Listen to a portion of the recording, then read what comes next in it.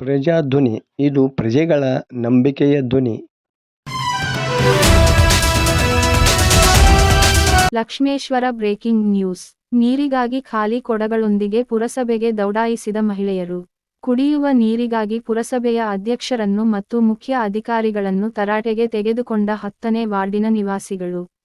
ಹೌದು, ಗದಗ್ ಜಿಲ್ಲೆ ಲಕ್ಷ್ಮೇಶ್ವರ ಪಟ್ಟಣದ 10ನೇ ವಾರ್ಡ್ ಮಹಿಳೆಯರು ಮಂಗಳವಾರ ಖಾಲಿ ಕೊಡಗಳೊಂದಿಗೆ ಪುರಸಭೆಗೆ ದೌಡಾಯಿಸಿ ನೀರಿಗಾಗಿ ಪ್ರತಿಭಟನೆ ನಡೆಸಿದರಲ್ಲದೆ, ಪುರಸಭೆ ಅಧ್ಯಕ್ಷ ಮತ್ತು ಮುಖ್ಯ ಅಧಿಕಾರಿಗಳನ್ನು ತರಾಟೆಗೆ ತೆಗೆದುಕೊಂಡ ಪ್ರಸಂಗ ಸಹ ನಡೆಯಿತು. ಈ ಸಂದರ್ಭದಲ್ಲಿ ನಿವಾಸಿಗಳು ಮಾತನಾಡಿ, ಕಳೆದ 25 ದಿನಗಳಿಂದ ಕುಡಿಯುವ ನೀರು ಬಂದಿಲ್ಲ. ನಾವು ಯಾರನ್ನು ಕೇಳಬೇಕು ಎಂದು ತಮ್ಮ ಆಕ್ರೋಶ ವ್ಯಕ್ತಪಡಿಸಿದರು.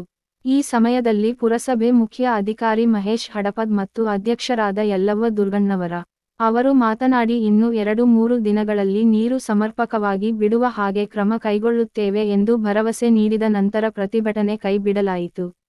ವರದಿ ನಾಗರಾಜ ಹಣಗಿ, ಪ್ರಜಾಧ್ವನಿ, ಲಕ್ಷ್ಮೇಶ್ವರ.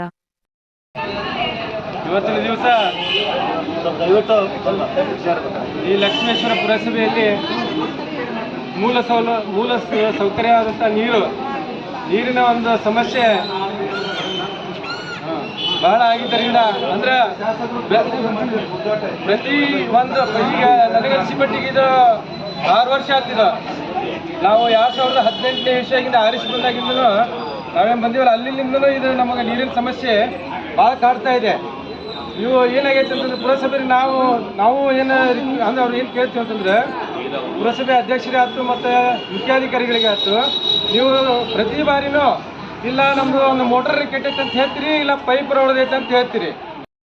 ಲಕ್ಷ್ಮೇಶ್ವರ ಎಲ್ಲ ಸಾರ್ವಜನಿಕರಿಗೆ ವಿನಂತಿಸುವುದೇನೆಂದರೆ, ನಾನೊಬ್ಬ ಮುಖ್ಯಾಧಿಕಾರಿಯಾಗಿ ಕುಡಿ ನೀರಿಂದು ಸಮಸ್ಯೆ ವಿಷಯದ ಬಗ್ಗೆ ಎಲ್ಲ ವಾರ್ಡಲ್ಲಿ ಕೂಡ ಸಮಸ್ಯೆ ಇರುವುದಾಗಿ ಎಲ್ಲ ಬಂದಿರುತ್ತೆ. ನಮ್ಮ ಕಚೇರಿಗೆ ಬಂದಿದ್ದೀವಿ.